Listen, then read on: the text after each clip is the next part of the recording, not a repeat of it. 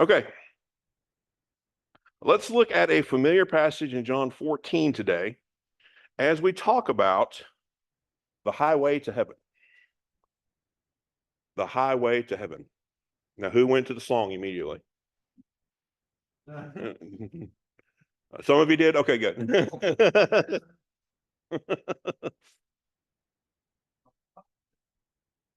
Yes, yes. Okay, highway to heaven, John 14. Let's read verses 1 through 14. Today I'll read from the NIV. Do not let your hearts be troubled. You believe in God, believe also in me. In my Father's house has many rooms. If that were not so, would I have told you that I'm going there to prepare a place for you? And if I go and prepare a place for you, I will come back and take you to be with me, that you may be where I am. You know the way to the place where I'm going. Thomas said to him, Lord, we don't know where you're going, so how can we know the way? Jesus answered, I am the way, the truth, and the life. No one comes to the Father except through me. If you really know me, you will know my Father as well. From now on, you do know him and have seen him. Philip said, Lord, show us the Father, and that will be enough for us. Jesus answered, Don't you know me, Philip, even after I've been among you for such a long time? Anyone who has seen me has seen the Father. How can you say, show us the Father? Don't you believe that I am in the Father and that the Father is in me? The words that I say to you, I do not speak on my own authority. Rather, it is the Father living in me who is doing his work. Believe me when I say that I am in the Father and the Father is in me, or at least believe on the evidence of the words themselves. Very truly, I tell you, whoever believes in me will do the works I have been doing, and they will do even greater things than these, because I'm going to the Father. And I will do whatever you ask in my name, so that the Father may be glorified in the Son. You may ask me for anything in my name, and I will do it. Have y'all heard that passage before? Okay. I want to go back to the beginning of that passage and point out something that we're going to try and build on today. Go back to the very beginning of it. Do not let your hearts be troubled. You believe in God, believe also in me. Do not let your hearts be troubled. Does it sound to you like we kind of picked up the conversation in the middle of something? That he might have said something before that we needed to pick up on before this even makes sense? Go back to where I was. Let's read this in another version and see if that point comes out more clearly. This is from the Message. Don't let this rattle you. You trust in God, don't you? Trust me. Don't let this rattle you. What's this? What thing are we not supposed to let rattle us? He's going, that's the right answer, but how would we find that answer? Even though this is verse 1 of chapter 14, what do we need to do? We need to back up. This is another case where they might not have put the chapter breaks or whatever, the section breaks in the right place. So we need to back up and figure out what this is that's not supposed to rattle us. So let's back up a few verses. Chapter 13, 31 to 38. As soon as Judas left the room, Jesus said, My time has come. The glory of God will soon surround me, and God shall receive great praise because of all that happens to me. And God shall give me his own glory, and this so very soon. Dear children, how brief are these moments before I must go away and leave you? How brief are these moments before I must go away and leave you? Then, though you search for me, you cannot come to me, just as I told the Jewish leaders. And so I am giving a new commandment to you now. Love each other just as much as I love you. Your strong love for each other will prove to the world that you are my disciples. Simon Peter said, Master, where are you going? And Jesus replied, You can't go with me now, but you will follow me later. But why can't I come now? He asked, For I'm ready to die for you. Jesus answered, Die for me? No, 3 times before the cock crows tomorrow morning, you will deny that you even know me. Now, was Jesus giving Peter a hard time here, or was he just telling him, I appreciate your excitement. I appreciate your zeal here, but you have no clue what it is you're saying or what's about to happen. You have no grasp. I don't think Jesus was getting on his case. I think he was just saying, okay, even though that's your opinion, you're sadly mistaken. You're not right. He didn't sugarcoat it. Yes. So, what was the message that Jesus was conveying in that whole passage there? I have only a short time left with you, and then I'm leaving. I've already told you where I'm going. Oh, really? When did you do that? When did you tell us where we're going? I must have missed that somewhere. Well, they missed a lot of things that Jesus told them. So call me surprised that they missed this one too. But now he's saying, okay, boys, this is getting serious. I've only got a little bit of time left with you, and then I am leaving. And where I'm going, you can't come yet. You'll come later, but you can't come yet. And Peter says, of course, I'm willing to die with you. Of course, I'm ready to come with you. No, you're about to blow it tonight. Just hang on. In that context, with that understanding, with that as being the previous part of the conversation, now we go back to John 14, verse 1. And as we do that, I'm going to ask you to look at the responsibility that we have and the basis for that responsibility. So as we read these, what responsibility do you have according to that verse? And what's the basis for you having that responsibility? Everyone ready? John 14, verse 1. Do not let your heart be troubled, afraid, cowardly. Believe confidently in God and trust in him. Have faith, hold on to it, rely on it, and keep going, and believe also in me. What is your responsibility? Not let our hearts be troubled, not let them be afraid, not let them be cowardly. Keep believing in God confidently, and because you believe on God, believe in me. What's the basis for our ability to don't let your heart be troubled? Because we believe in God, and if we believe in God, then we should also be able to believe in Jesus. So because that fact is true, and I'm trying to convince you that that fact is true, Jesus is talking to them, I'm trying to tell you this is the way that it is. Because that is true, you have the ability to don't let your heart be troubled, even when I give you bad news. Even when I mess up your world about the things that are about to happen to me and to our relationship and our nearness with each other. So would it stand to reason that after Jesus dies, after he's raised from the dead, after he replaces himself physically with the Holy Spirit, so now we have the Comforter inside us to remind us of all these things that Jesus taught, to teach us all things, and to be with us, and to be our advocate and our guide and our helper and our comforter, all those things. Is it still likely that Jesus intends for us to don't let our heart be troubled? Is that still our purview? Is that still our choice? Is that still our responsibility? Reading the Amplified Classic. Don't let your heart be troubled, distressed, agitated. All right, what's our job there? Don't let your heart be troubled. Don't let it be distressed. Don't let it be agitated.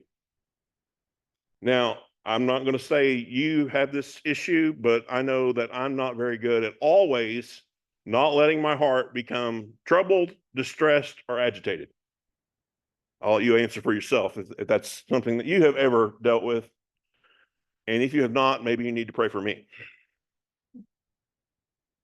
I think we've all struggled with that to a certain extent. We've all not taken the prerogative, not taken the responsibility, not taken the option that Jesus is saying that we have to make a choice of not letting our hearts be troubled because we believe in God, and in our case, we believe also in Jesus. It wasn't a difference between the two. Here's some more. Don't let yourselves be disturbed. Don't let yourselves be disturbed. Now, how many of us need to go to the altar and take care of some things? Don't raise your hands. Don't let yourselves be disturbed. Do you see that you have a choice? Sometimes you don't feel that you do. Correct. Right. And for me personally, it's been that I've been so disturbed to the point of desperation. I got one or two choices here. And sometimes, I don't always make the right choice, but there are choices that I can't, that disruption and disturbance is so powerful. Like, okay, I just throw my hands and I'm like, okay, I can't deal with this anymore. So, I heard somebody say one time that you can't always control what happens to you, but you can always control how you respond or react to what happens to you. That's always in your wheelhouse. That's always in your ability to make a decision. Yep. That's what he's saying. That's exactly what he's saying. Jesus said to his disciples, don't be worried. Have faith in God and have faith in me. Okay, again, how many times have we allowed ourselves to be worried when we get news that surprises us, when we get news that we weren't counting on, when we encounter something that we don't really like, that we don't really want, that we don't really desire? Have you ever allowed yourself to be worried about that? Are we supposed to let ourselves be worried about that? Jesus said to his disciples, do not be sad or afraid. Believe in God and also believe in me. Don't be sad. Now, I tend to think that I'm better at the afraid part than in the sad part. I'm more aware. I've heard more teaching about fear and being afraid and how fear is the opposite force of faith. And so I'm more cognizant of that. I see that one more clearly, but do not be sad. Whoa, my sadness is my choice too. Or my lack of sadness is also my choice. Because I always trust in God. I always trust in Jesus. They haven't changed. There's a song or statement that says, I don't really know what tomorrow brings, and I don't really care because I know who holds tomorrow. Do we really think that way? Or is that just a nice platitude that we put on our plaques and hang on our wall without it really impacting our lives? You must not let yourselves be distressed. You must hold on to your faith in God and to your faith in me. Have you ever had to fight to hold on to your faith in God before? And have you done it at the expense of don't let your heart be troubled? Don't let your heart be distressed. Don't let your heart be worried. Don't let your heart be concerned. The message we started there. Don't let this rattle you. You trust God, don't you? Trust me. Don't let your heart be troubled. You have put your trust in God. Put your trust also in me, or put your trust in me also. Don't get lost in despair. Believe in God and keep on believing in me. Don't worry or surrender to your fear. For you've believed in God, now trust and believe in me also.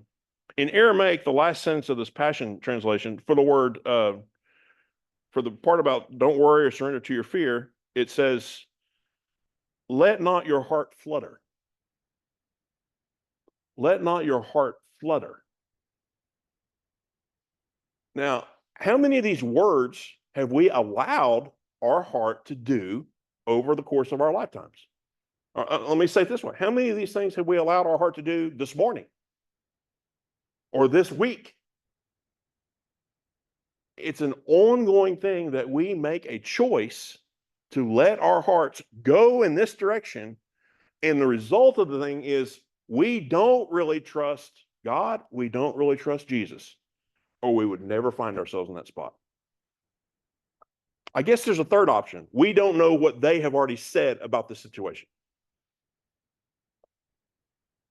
So maybe it's not a matter of I don't necessarily distrust them. I just am not aware that they have already given me their opinion about this.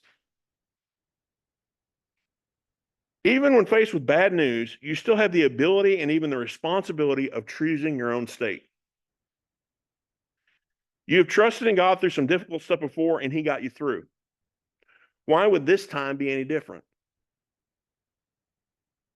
We've already talked about Jesus saying that he would not leave us comfortless, but would send Holy Spirit, Parakletos. We've talked about that now for several weeks. Strong's G 3875 and all the different things that Parakletos means.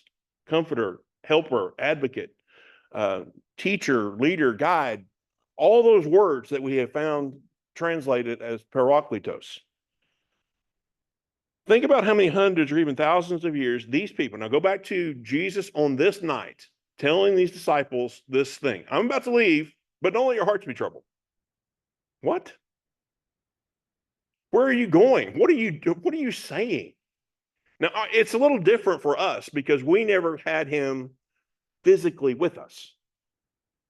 So it's a little bit different, but the majority of this still applies to us as well. It's just maybe God has a little more grace with us because we have never seen him face to face. We've never seen him in the flesh. But can we? Can we know him that well? We can. We don't typically, but we can. We have the option of knowing him just as if he was physically with us, being more real even in an invisible state than some people that are in the room with you physically. Anyway, think about how many hundreds or even thousands of years these people believed that God would one day send the Messiah. Did it always look promising, probable, or even possible that this would ever come to pass? Think back to their thousands of year history. Were there times when it just did not look like God was going to do what he said? God, why are we in this? Why are we in this captivity? Why is this happening to us? Why did this occur? What is going on here? And yet, his promise still stood. His promise was still there. They had to, after a few days, after a little period of time, they probably came back to their faith. Oh, God, I'm sorry. I didn't understand. I'm sorry. We're still waiting for this. We're still expecting it, but you said it. It's going to happen. And I'm just going to get my mind back in the right spot here about what you've already said. And we're going to get back on track, get back on the wagon, so to speak, about believing God and trusting God and being okay with his timing and his method to bring to pass the thing that he's promised. And yet they kept the faith. So even through all this issue, even through all these crazy times, even through those periods of doubt, those periods of where you lost all your hope, where you lost all your ability to believe, they still kept believing as a group. Now, they may not have done it well every day, but as a group, they still kept believing that God was one day going to send the Messiah. So the Messiah shows up, and whether they realized it or not, whether they grasped it or not, I think that they had some awareness that he was different, that there was something unusual about him. He had made claims about being the Messiah. Peter acknowledged that Jesus was the Messiah by revelation gift. I don't know each of them how far along they were on this process of acknowledging that Jesus was in fact the Messiah. Based upon the way that they all turned out, I'm going to say they if they hadn't gotten to that point, they weren't far from it, of acknowledging that he was the actual Messiah. So all these years of history that they had been believing God to send this person's now sitting with them. And this person's now talking to them. And this person says, I'm about to leave you. What? You just got here. Where are you going?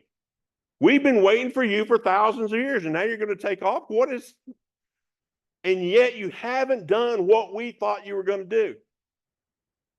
You came in a totally different way than what we were expecting, so you haven't yet done our perception of what it was you came to do anyway. Where are you going? Your job's not done yet. And in that background, Jesus says to them, don't let your heart be troubled. Because over all these years and through all this mess, you have continued to believe in God. And now all I'm asking for you to do is, with the same trust that you gave about God that you haven't seen, trust me trust my word, trust my love for you, trust my commitment to this thing, trust who I am to be able to finish this task properly. Not necessarily according to your expectation, but I want to finish this task like I'm supposed to finish this task and fix this mess you're in. Again, whether you understand it, whether you realize it, whether you even agree with my method here, it's got to be done. Just trust me that it's going to work out. Give me the same benefit of the doubt that you gave God all those years. How many times did he tell them that the Father is in me and I am in the Father? Over and over and over again. I'd be curious. I mean, I'm guilty of it too. I've been, I read and reread and reread the scriptures, and I could reread the same thing 100 times, and I'm still not picking up on it. I just wonder if that's kind of what the disciples were doing too. It was like Jesus. I can almost sense Jesus's frustration with them. Right. About having to tell them over and over and over again. Right. And it's the same for me as well. I mean, it's not in a condemning way, and I don't ever feel that frustrated with me, but it almost is. I know when I've been corrected, it's like, I've been trying to tell you this for a minute. Right. And I'm thankful for it. Don't get me wrong. I am thankful for correction because I struggled in an area, and God has revealed that look, man, I'm giving you a solution to this struggle. Right. And just pay attention to it. And that kind of, whatever barrier I put up has been what has kept from getting past it. Have you ever noticed too that our distrust is sometimes directly proportional to the degree to which our perception and our imagination and our plan isn't working out?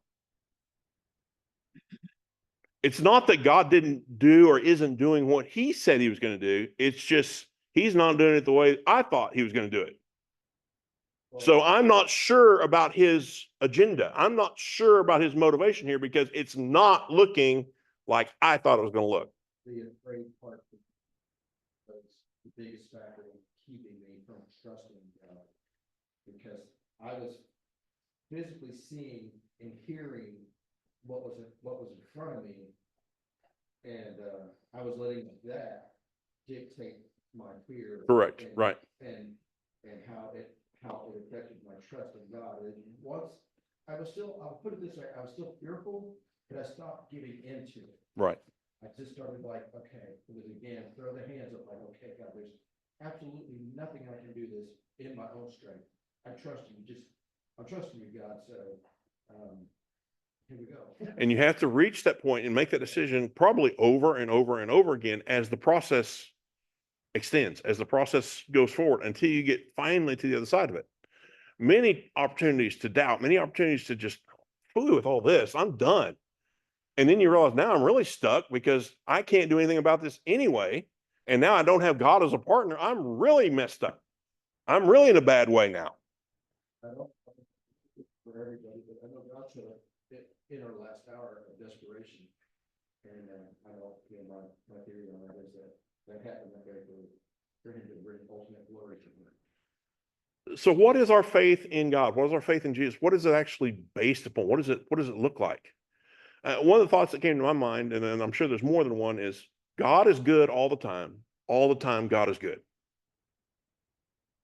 That would resolve a whole lot of stuff if I just really believed that. God, I don't understand this. I don't like this. This doesn't look like a good situation to me, but you're good all the time. So there's something about this that I don't get yet, or you're doing something behind the scenes that's going to end up making this good, and I'm just not there yet. So in the midst of all that, I've got to make the decision to not let my heart be troubled, because I have believed that God is good all the time, and all the time God is good. And there are other things like that we're going to have to just buckle up our pants, put on our shield and our hat, and get ready to do some warfare, even within ourselves, about the fact, do I believe this or not? Am I sticking with this or not? Or am I going to make a choice to let my heart now be troubled, let it be afraid, let it be distressed, and all the while that's all going on, I'm away from what God is doing.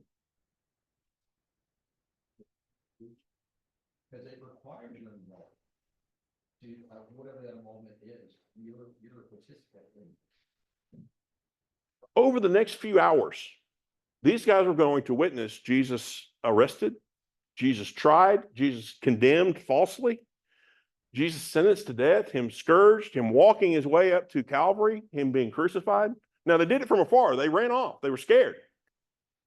But they were going to witness total devastation of their dream, total cancellation of this image that they had of what God was about, of what this Messiah was about to do. How many times in the course of that evening, how many times before Sunday morning do you think they had to go back to, don't let your heart be troubled? Trust in God, trust in me also. How many times in our lives do we have to go back to that statement, to that position, to that place? Y'all are welcome to add or communicate or whatever. Don't let me stop you. I enjoy the discussion. I enjoy feedback.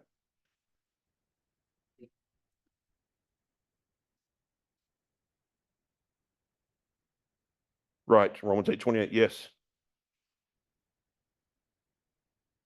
Do I really believe that?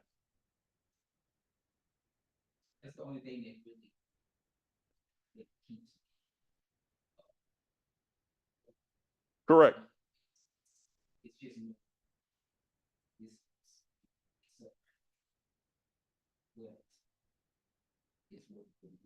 and it sucks that even though some of the things that we thought. Right. Yes. Yes. That's good. So you found your faith that you believe in God, believe also in me. And that gives you a rock, that gives you a foundation upon which you can say, okay, because of that, I will not let my heart be troubled. I will not let my heart be depressed. Let my heart go into despair. I will not let it be fickle. Let it flutter about. I will not allow it to do that because of this concrete, this faith bedrock anchor that I have already established. And whenever I am tempted to let my heart go the other direction, I got to go back to my bedrock and plow the same ground again, find a new hole to hang on, tie another knot in the end of that rope, whatever, however you want to visualize it. You've got to go back to that spot and hang on and make the choice again. Okay, I will not allow my heart to be troubled about this. I will not allow my heart to be upset about this. Homework number 1. When you read the command of Jesus to not allow your heart to be troubled, do you feel more free knowing that it is a choice or more overwhelmed under the weight of this added responsibility? If we acknowledge the fact that Jesus gave the command, do not let your heart be troubled, and that means we have a choice, is that understanding, is that awareness a freeing thing to you? Or does it make the situation worse because now you're responsible for it? We don't have to talk about it now. Just think about that. It's probably both. There's probably times when it's both. When on one hand, it's very liberating to know, okay, I have an option here. I can choose. But then when you find yourself in that depression or in that troubled state of heart and troubled state of mind, okay, the responsibility of this is I allowed myself to be here. I chose to be here because there was another option that I could have chosen. Anyway, I'll put that in the notes and in the chats later today, and you guys can think about that and comment on that as the week goes on. Let's continue with our talk here. John 14:2 and 3. My Father's home is designed to accommodate all of you. If there were not enough room for everyone, I would have told you that. I'm going to make arrangements for your arrival. I will be there to greet you personally and welcome you home, where we will be together. So Jesus tries to explain to them in the midst of all this craziness where he was going. Are they hearing this at this point? Do they have any concept of what's going on in this? Okay, when Jesus says in your life, okay, we're going over here, but between here and there, and he doesn't usually tell you this, there's this storm and there's this issue and there's this problem and there's this thing that you're going to have to face. He usually skips all those little details. He wants you to trust him that he said, we're going over there. I think back to the account where he sent them in the boat to go to the other side of the lake, and then the storm comes up on the lake. And they wake him up and said, Lord, don't you care? Well, he gets up and he calms the storm and he gets onto them. Where's your faith? Why could he say that? Why was he legally allowed to get onto them for their lack of faith in that instance? He had already told them, we're going to the other side. So in the midst of that storm, all they should have done is say, okay, storm, I don't know who you are. I don't know what you are. I don't know what you're doing here. You're really bad and you're really scary. And this is awful. But Jesus said, we're going to the other side. So you just need to calm down. You just need to shut up. Something needs to happen here because we're going to the other side. And yet we don't do that in the midst of our thing. The journey of what it's going to And he won't. Because he wants you to trust. He wants you to trust him. He's going to require that you trust him in the process.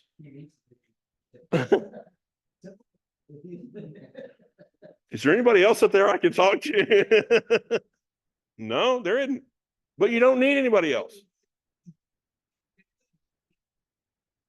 You know what I'm saying? It just wouldn't work if it was that easy. So he starts to tell them where he's going. Okay, I'm going, and I see the look on your face. I can kind of read your expressions and say, do not let your heart be troubled. You believed in God all these years and through all this stuff, believe in me too.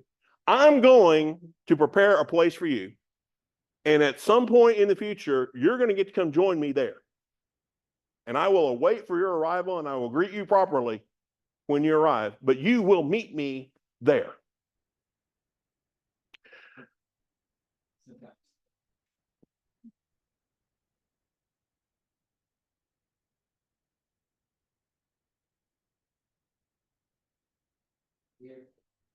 Right. Right. Yeah. Yeah. Sometimes it's an advantage to us that he doesn't tell us in advance. We get out in this mess where we can't do anything about it anyway. And okay, God, my only choice right here is to trust you. But as we're seeing, you have another choice too. I can either trust you or I can let myself yield to the fear and to the distress and to the despair and to the trouble and to the concern. I can get totally out of peace and totally off track. It's my choice. Am I going to go back to what you said? Am I going to go back to my faith in you? Or am I going to allow this current situation to dictate to me how I'm responding? Go ahead. This is the question. So he starts off 14. Don't let your hearts be troubled. So, and maybe I missed something. But why would he start it off that way? They didn't say that. They didn't. What they were thinking didn't come to later. Was he seeing like a puzzled look on his face or something? Or why would he automatically just start off with "Don't let your hearts be troubled"? Well, it goes back to what we talked about in chapter 13, where he said that he's leaving. And correct, right. No, it would be odd for him to just start there. But I mean, he's looking at the room, and you can tell sometimes by their countenance. Right. And he's got spiritual discernment and awareness. So there's a bunch of different ways that he could get to that conclusion. Okay. But he wouldn't just start saying it unless he'd already had this. And they freak out when he says, I'm leaving. Dudes, I've been saying I'm leaving now for how long? How many times have I said this? I'm making it more and more clear because we're getting close. There's no more dancing around the issue because it's about to happen. You better brace yourself. Most of us have this verse in the folder of our concept or our definition of heaven. Now, have you ever had that verse and you usually file it away as, okay, that's a verse talking about heaven. So when I'm asked a question about heaven, this will be one of the verses that I pull for reference material to answer the question about heaven. But have we taken the time to allow that to form our understanding and to form a revelation and to form an awareness of heaven? Or is it just a verse that allows us to give us the dictionary answer to the question about heaven? Have we really thought about what this means? Have we really thought about, okay, what must heaven be like then? What must heaven include? What does heaven not include? Do we spend time thinking about those things, even though that's where we're going, even though that's the intention here? I'm not going to take the time today to talk about all those different nuances. There's some more things we've got to cover, but it's worth the thought process. It's worth the time to go through the verse and say, okay, this isn't just a verse that I will pull to answer questions about it. I need to think about this. I need to meditate on this. I need to change my focus and my desire about the concept of heaven into that's my home. Which, 2 and 3. 2 in particular. My Father's house are many mansions. If it were not so, I would have told you so. And they get in, a lot of different versions get into arguments about what word is to be used for the mansions part of it. I'm not going to do that today. That's a whole discussion in itself. That's not really where I'm going. But the point remains, we still need to take the time to think about what is heaven? What does that mean to me? How does this verse create my image or my understanding or my revelation of that place? For now, it's important to just note, Jesus is talking about heaven, right? They asked him, where are you going? Don't be afraid, I'm leaving. And you can tell the puzzle look like, well, where are you going? They haven't asked that yet, but you could tell they wanted to know where he was going. So he said, here's where I'm going. I'm going to heaven. I'm going over there to prepare a place for you, to make something ready for you to come join me later. Verse 4.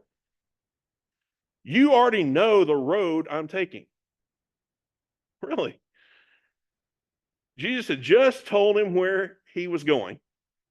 So he gets, I get the part where he just told him where he's going. But now he adds, you already know the road I'm taking. What do you mean I know the road you're taking? Now, we look at this whole story in the context of Bible history and in the context of all the other verses and all the plays and all the things that we have seen about this. We already know the end of the story. We already know where this is going. They don't yet. They haven't lived this out yet. They haven't seen how this is going to conclude. They haven't walked through this yet. They're in a different place than we are when we look at this. But that doesn't excuse us from trying to put ourselves into their shoes. Okay, Jesus, you're going to heaven to prepare a place for me. And now you're saying, I already know the way? What do you mean I already know the way? You just now told me where you're going. Well, actually, he had told them many times before that, but they're just now starting to clue in that he's leaving and that he's going to a different place where they're not going to be able to find him. We're going to call that place heaven, the Father's house. But now you're saying you already know the way to get there? How is that true? How's that right? You know where I'm going and how to get there. News to me. I hadn't picked that up yet. I'm not aware of that yet. Think about it from their perspective. They're hearing this for essentially the first time. What do you mean I know where you're going? What do you mean I know how to get there? This is all Greek to me. This is all confusing to me. This is all above my head.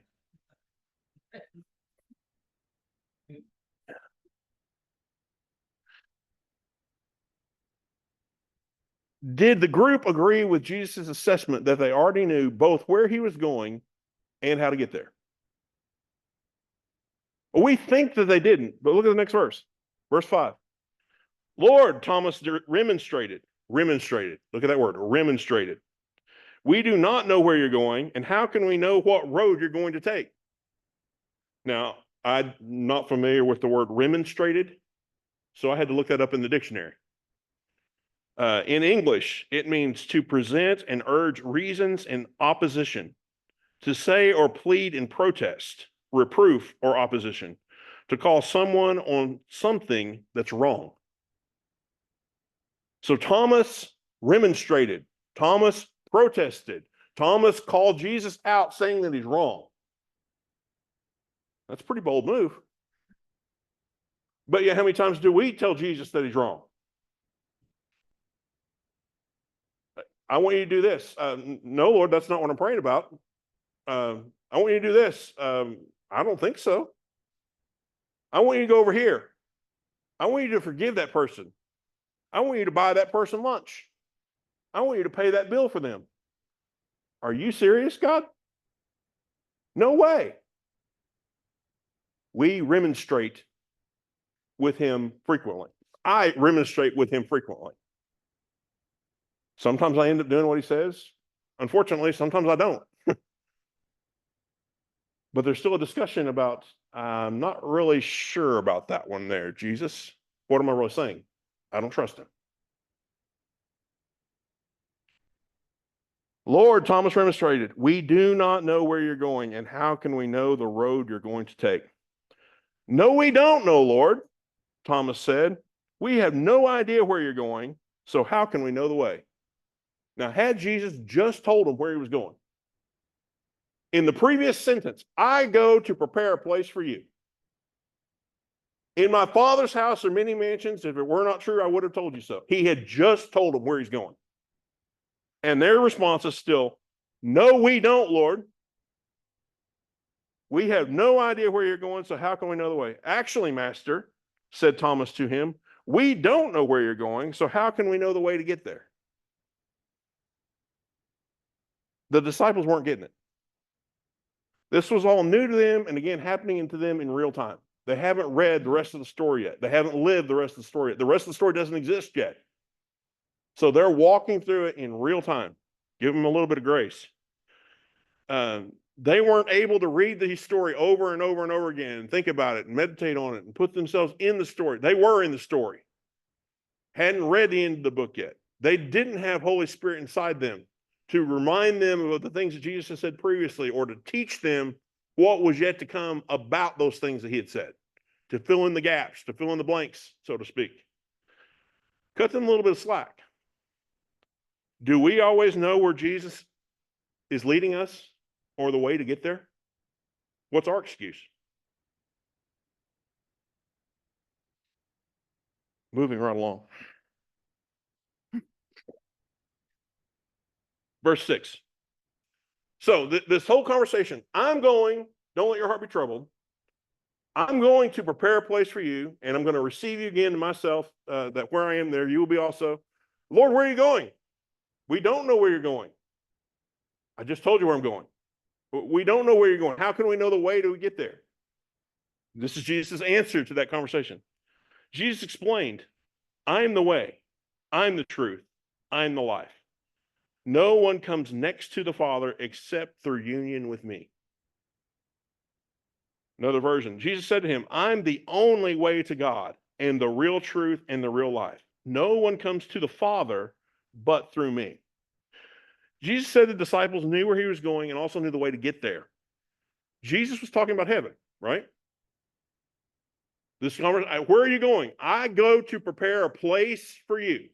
So he's talking about heaven. Is he still talking about heaven? We get down to verse 6. Is he still talking about heaven? I am the way. I am the truth. I am the life. He is still talking about heaven in my mind. Do we associate those three terms, way, truth, and life, with our ability to connect with heaven? We get the way portion of it because the next verse says, no man can come to the Father except through me. I'm the only way to get to heaven. Now, interestingly enough, heaven has borders. And there's only one way allocated, one way allotted for you to get into heaven. You can't go through, around, over the borders. You have to go through the gate. Only way to get in there. I'll leave that aside.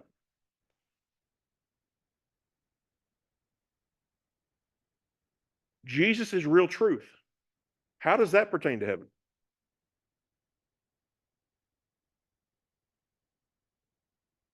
What truth must we embrace before heaven is even in our future? That he's the way, that's part of it, yes. That I'm a sinner, that he paid for my sins. There's some truths that you have to accept along the way before heaven is even in the discussion. I am the life. What life do you have to accept before heaven is even in the discussion? God's life renewing your spirit. Without that, you're dead. Your spirit's dead to God. It has no home there. It has no place there. It has no connection there. You wouldn't go there. So in order to get to heaven, you have to know the way, the truth, and the life. And yet we don't think about that verse in all three of those terms. We get the way part of that, but what does the life and the truth have to do with me getting to heaven? And then he adds to this concept. No man comes unto the Father except through me. I'm the way, I'm the truth, I'm the life. And these three things get you to heaven. But these three things also get you to the Father. Because heaven is where the Father is at. Heaven is where the Father lives. So these three things are keys to get to God too. Jesus is the way to get to God. There's no other way to get to God. Jesus is the life of God. He is the impartation of your spirit being reborn. Jesus is the truth of God. He makes it clear what God's opinion about things is, what he calls sin, what he doesn't call sin, what he calls good, what he calls bad. It's both. Way, truth, and life apply to both heaven and to God. Jesus is the real truth. Does it take real truth to get to God? Yes. Does it take real truth to get to heaven? Yes. Jesus is the real and full life. Does it take real and full life to get to God? It only exists around God. It only exists with God. You can't have it any other way. Does it take real and full life to get into heaven? Will you find real life in God? Yes, of course you will. Will you experience that real life in heaven? Yes. The best life here falls very short of life in heaven. Why is that? Say it again.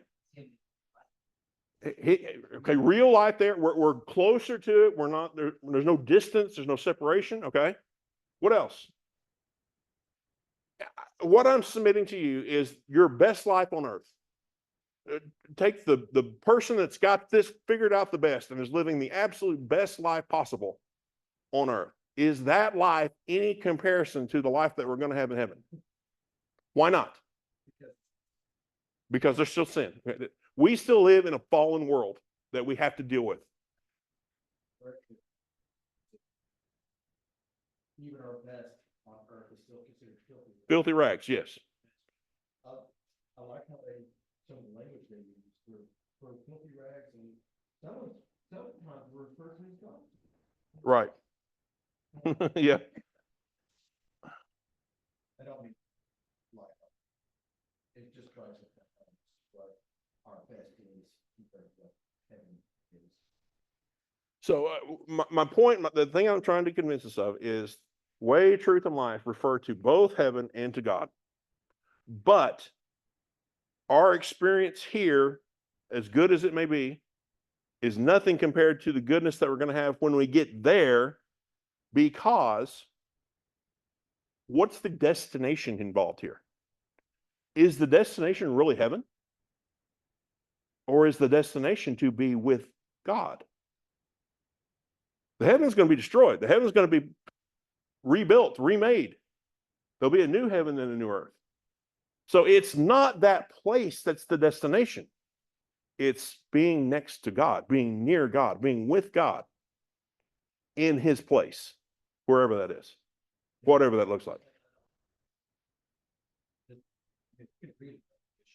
it gives you some imagery to use your imagination of what that's going to be like, and what I take it literally.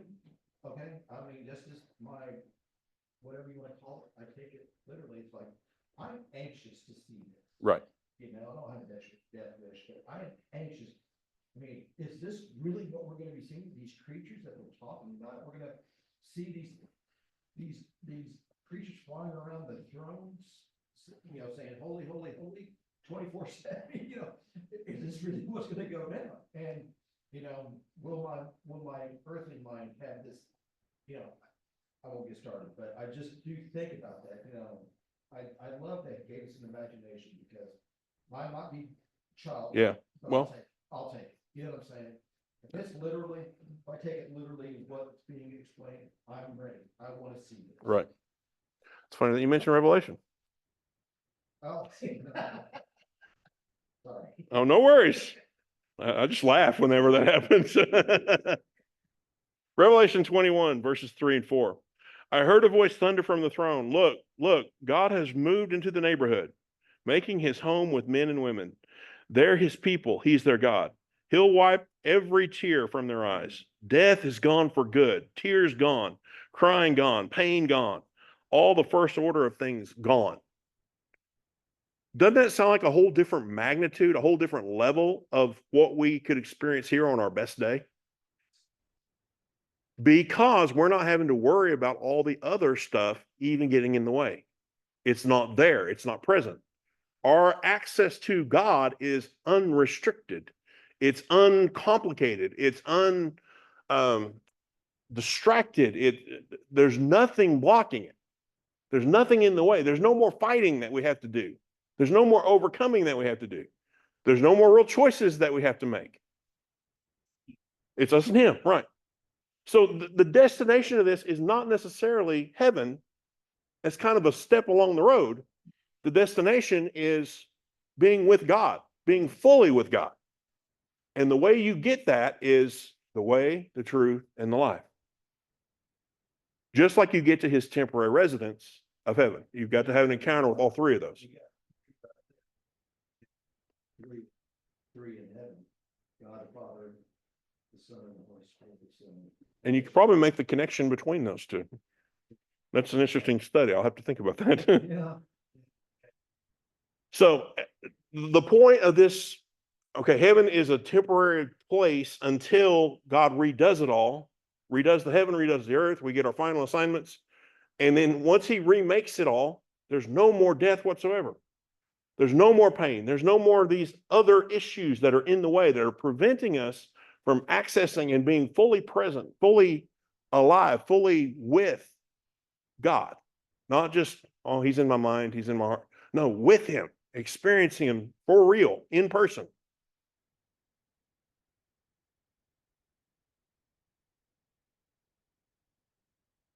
Can I say that truth in heaven is different level than it is here? I'm the way, I'm the truth, I'm the life. I'm saying that those three apply to both heaven and to God. So is there a different level of truth in heaven than there is here? Why is that if that's true? Let me help you. Hebrews 12:3.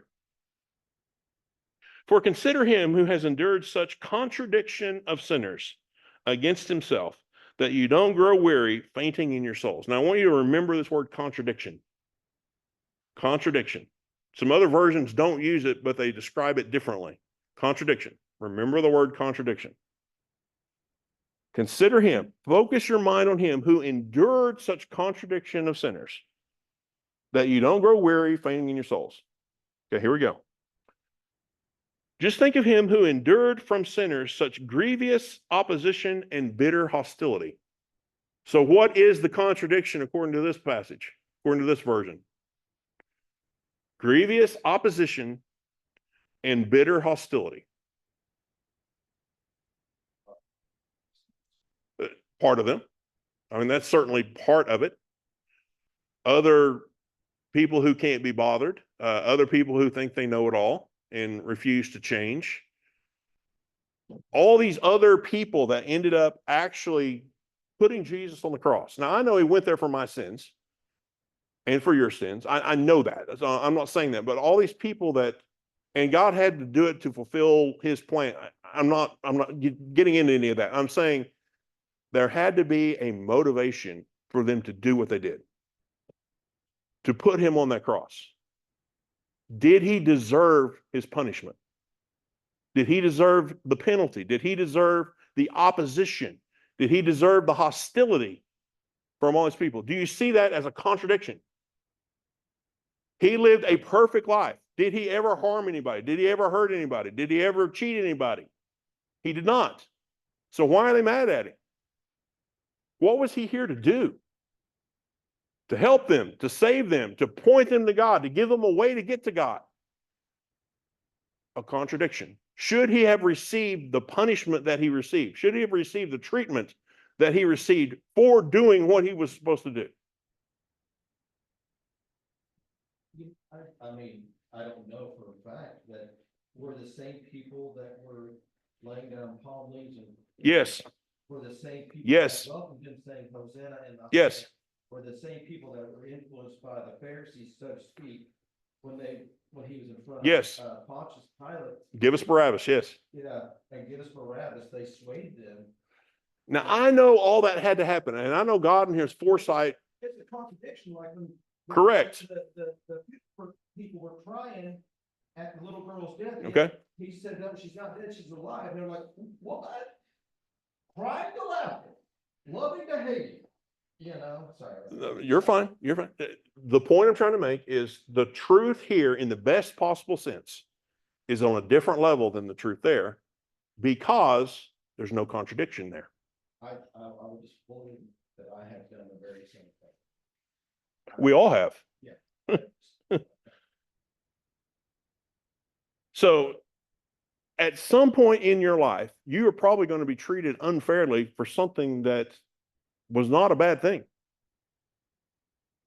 Now, if you cheated somebody, if you lied to somebody, if you offended somebody, that's different. But just because you are a Christian, just because you do things a certain way, or you don't talk a certain way, or you don't believe certain things, you don't participate in certain things, you're going to receive opposition. You're going to receive hostility from some people. Is that deserved? Is it merited? No, you didn't do anything that would cause that. So what are you experiencing? The contradiction of sinners. Let's keep looking at this. Endured such from sinners such grievous opposition and bitter hostility against himself. Reckon and consider it all in comparison to your trials, so that you may not grow weary or exhausted, losing heart and relaxing and fainting in your minds. If you don't do this, if you don't think about Jesus's contradiction and the way that he endured it, are you going to be able to stand during your contradiction? Will it be harder to stand? Did you want to say something? No. Oh, okay. Sometimes people. Do you see the connection here? That what you think about and the way that you view the way that Jesus walked through this glaring contradiction is going to have a big deal to do with how successfully you navigate your own contradiction. If you want to stay stable, if you want to stay calm, if you want to keep your heart from being troubled, if you want to keep your heart from being in despair and keep your heart from being fickle or fluttering or any of that stuff, look unto Jesus. Look at the way that he did it. The contradiction is inevitable. Look at how he got through it. Do that. Yeah.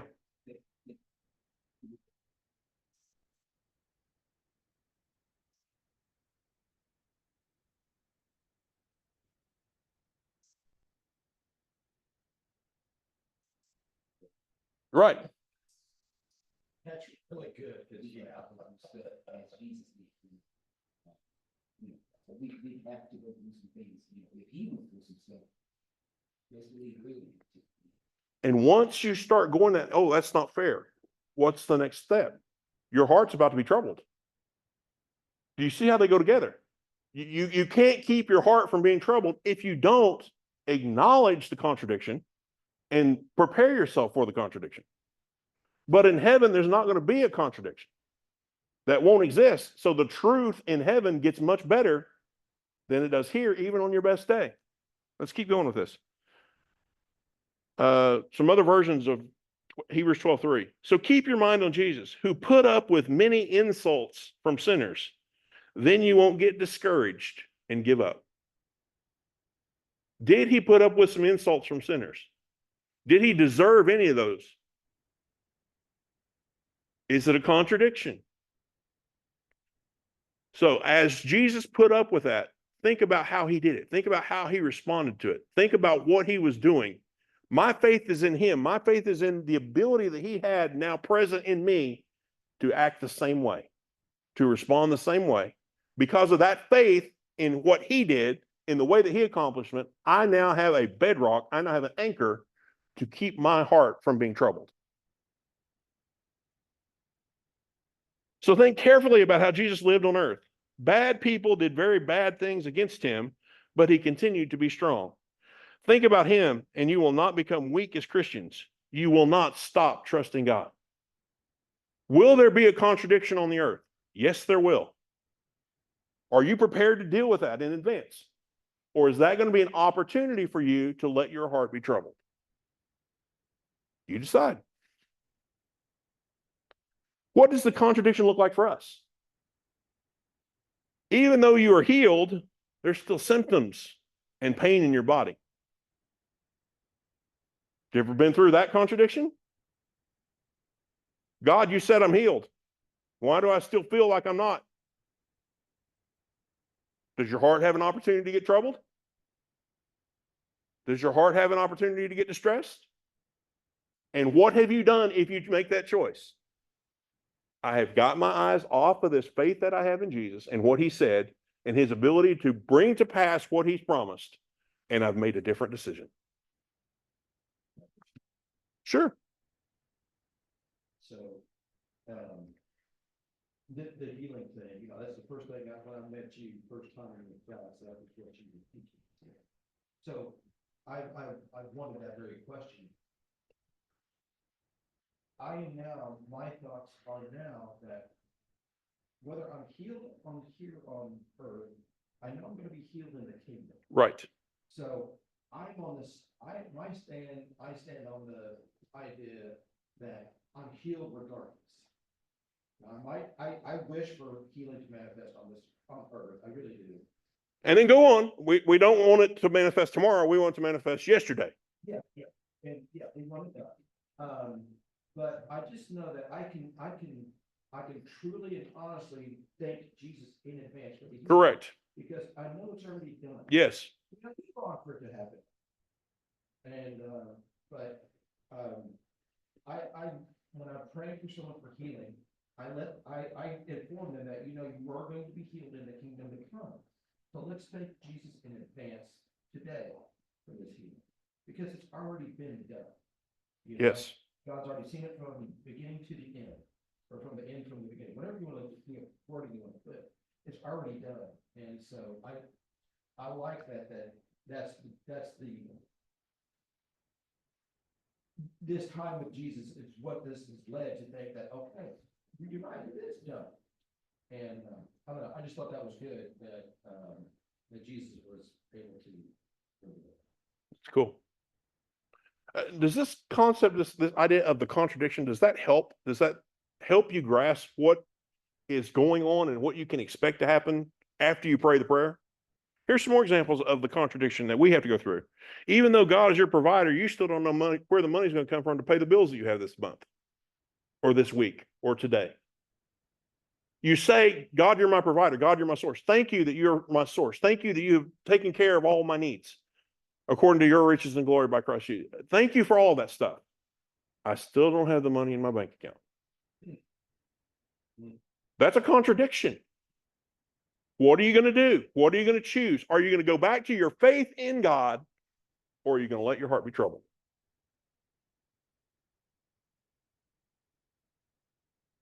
Here's another one. Even though you call those kids back to God, they're still running as hard as they can in the wrong direction. Is that a contradiction? Absolutely. You are going to have to deal with contradictions in your life. And when you are facing them, the choice becomes, do I acknowledge this situation? Do I give this situation my thoughts? Do I give this situation my emotions and let my heart be troubled? Or do I go back to my faith in God, my faith in Christ, knowing that he's not going to change, knowing that his opinion about that matter is the same as it was? When you get to heaven, there is no more contradiction. There is no more sickness. There is no more pain. There is no more lack. There is no more kids running away, going their opposite direction, acting like hooligans. There's no more of that. You don't have to endure the contradiction any longer. So is the quality of truth better then than it is now? Even on your best day? Absolutely. What makes it better? The fact that we're in heaven, or the fact that we're with God, and around God, none of these other things exist?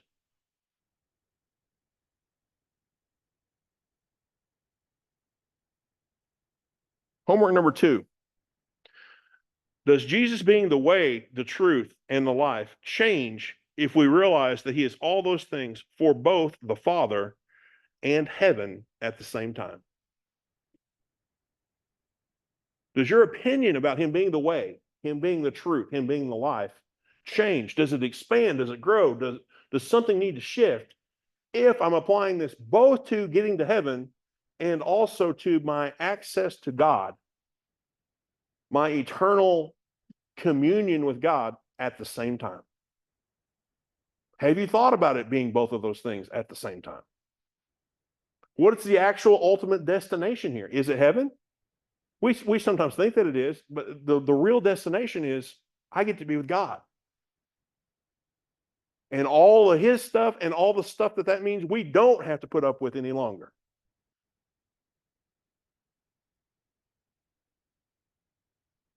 Let's keep reading the end of this passage and then we'll shut her down for today. John 14, 6 through 14. Jesus said, I'm the road, also the truth, also the life. No one gets to the Father apart from me. If you really knew me, you would know my Father as well. From now on, you do know him. You've seen him. Philip said, Master, show us the Father, then we'll be content. Now, was he not listening? Did he not hear what Jesus just said? You've seen me, you've seen the Father. Show us the Father. I have been. What more do you want me to do? How do you want me to explain this to you? We do the same thing. We get it in our head, okay, God, you're going to answer this request. You're going to answer this prayer this way. And if it's not this way, I don't receive it. If it's not this way, I'm going to complain. I'm going to gripe. I'm going to fight with you about it because it's not the way that I had pictured it. Do you want the answer or not? Who made you, God, that you get to pick how it happens or when it happens? We get so bent out of shape sometimes because we blame God for him not meeting our picture when he didn't give us the picture. When we just created it on our own, okay, God, here's my blueprint. Do it that way. Who are you? You serve him, he doesn't serve you. And you do yourself a lot of good the sooner you realize that. But would you have an opportunity if you're not sold on this thing yet? If you're okay, God, I expect it to take place like this. It should look like this, and then it doesn't. Is that an opportunity for your heart to be troubled? Absolutely, it is. And we shoot ourselves in the foot so often because what we are experiencing doesn't match the picture that we formed. And my question is, where did you get the picture? Did you make it up or did God tell you that? Do you have a chapter and verse for that or did you just create it somewhere? You're not the creator. Deal with it. You are not the creator. God reserves that for his own abilities, for his own personality. He reserves the right to be the creator. Now later I believe we're going to get to help him create. I mean, there's a bunch of planets out there that need to be finished. I think he's going to let us help him do that. I think he's going to tell us, okay, you speak to that over there and watch this happen. But we're going to do it with him. We're not the instigator. We're not the ones that come up with a plan. We're not the ones that say, oh, it would be a great idea if we did this, blah, blah, blah, blah, blah, blah, blah. And because we do that so often and so easily and so readily, we get ourselves in a mess and we find our heart troubled all over the place because we're trading our picture for God's truth and our faith in him, and then we're getting upset when the two don't match. Philip said, Master, show us the Father, then we'll be content. Really? Show us the Father, then we'll be content. Have we ever prayed that? Lord, just do this, then I'll do it. Then I'll help you. Then I'll be happy. I'll start doing that other thing that you want me to do once this thing happens. After my picture gets met, after my understanding gets fulfilled, after my plan gets accomplished, then I'll be content. Really? What makes you so sure? You haven't been content up to this point. In fact, you doing it your way has probably got you into more messes than you care to realize, care to admit. But yet we keep doing it because we don't really trust him or his heart or his desire to do those things for us. So we continually choose to let our hearts be troubled, let our hearts be distressed. 9 and 10. You've been with me all this time, Philip, and you still don't understand? Question mark. How many years have we walked with God and we still don't understand? Question mark. To see me is to see the Father. So how can you ask, where is the Father? Don't you believe that I am in the Father and the Father is in me? The words that I speak to you aren't mere words. I don't just make them up on my own. The Father who resides in me crafts each word into a divine act. I love that. He crafts each word into a divine act. Believe me, I am in my Father and my Father is in me. If you can't believe that, believe what you see. These works. The person who trusts in me will not only do what I'm doing, but even greater things. Because I, on my way to the Father, am giving you the same work to do that I have been doing. Okay, pay attention to that. Because I, on my way to the Father, am giving you the same work to do that I have been doing. Jesus is commissioning us, saying, I'm giving you the same assignment that I had. If he was the way, the truth, and the life, what's our assignment now? To be the way, the truth, and the life. Now, I'm not saying that we get to help people make a new path to God. I'm not saying that. Jesus already made the way, the only way to get to God. How can we be a way for people? Show them, we can be signposts. We can be guardrails. Helping keep people from going off the way. We can help point them in the right direction. The way is already there. The road's already been created. We don't have to do that again. Thank God. But all we can do, and it's not minimal in that we can keep people on the road and we can tell them, okay, it's 10 miles ahead. Keep going. It's this way. Keep going. Don't look back. You've seen those signs when you're driving next gas station, 200 miles or whatever. What's that tell you? Look, Jack, you better get gas the next time you see it because you may not have a chance for a while. Can we do that for somebody else? Can we help point them on the way to get to heaven and to God? Can we be life to somebody? We don't have life in ourselves, but we have God flowing through us who wants to use us as an ambassador, as an agent of his life. Can we be an agent of truth? Absolutely. So the same way that Jesus was way, truth, and life for both heaven and for God, now that's our assignment too. Look like Christ, act like him, talk like him. Point people in the same direction that he walked, in the same direction that he created. Giving you the same work that I've been doing. You can count on it. From now on, whatever you request along the lines of who I am and what I'm doing, I'll do it. So I'm giving you this assignment, but don't freak out about the assignment because whatever you ask in my name towards making that assignment come true, I'll do it. I'll back you up. That's how the Father will be seen for who he is in the Son. I mean it. Whatever you request in this way, I'll do. There are at least two things from this job description for Jesus while he was on earth from this passage.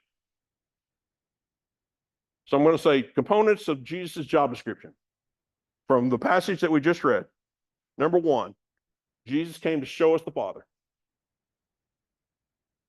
When we look at Jesus, what he says and what he does, we get a very clear picture of what the Father would say and do if he were here in the flesh, if he were here in person. The two are the same. The two are one in the same. And the second job description, Jesus came to build a road by which we can access the Father, and by extension, heaven, the Father's dwelling place. And he gave us the same assignment. So he came to show us the Father, and then while he was showing us the Father, he also built the road to get us to the Father. He was the way. And that, him being the way, him being the truth, him being the life, point us to heaven, and then ultimately point us to being with God where we don't have any of this mess anymore. It's a better state of life. It's the best possible state of life. Along the way, he gave us the same assignment. To be the way for somebody, to be the guardrails, to be the signposts. He gave us the same assignment of be the truth for somebody else. If you're living a lie, are you going to help them with the truth? If you believe some lies, and I'm not trying to condemn you, how clear is your message about the truth that you're supposed to be pointing them to? And then the life. If you walk around and you're all sour and mad and upset with the world all the time, does anybody else want the life that you have? Happy and you know it's amen. You're happy and you know it's tell your face. Inform yourself that you're happy. Act that way. Now, people that are just bouncing off the walls all the time, they drive me nuts. So I'm not saying do that, but I'm saying you don't have to be a sourpuss all the time either. You don't have to be serious all the time either. You don't have to be easily offended all the time either. Grow up.